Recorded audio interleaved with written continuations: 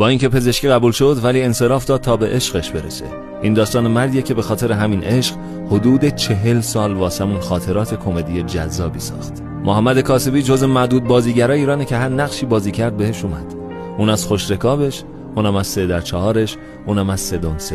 حالا این مرد خاطره ساز بعد از حدود 4 سال تحمل رنج و سختی بیماری ریوی قلبی به جا مونده از کرونا، امروز دار فانی رو توی 74 سالگی ودا گفت.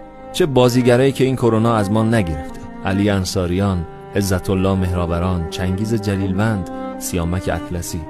آقای کاسبی متولد محله نازی‌آباد تهران بود، یه پدر کارگر و یه مادر خونه‌دار داشت و تونسته بود سال 50 توی کنکور سراسری پزشکی بیاره. اما انصراف داد و 3 سال رفت سربازی و مجدد کنکور داد تا رشته بازیگری قبول بشه. انصافاً یه تنه بخشی از سریال‌های دهه 80 و 90 رو واسمون هندل کرد.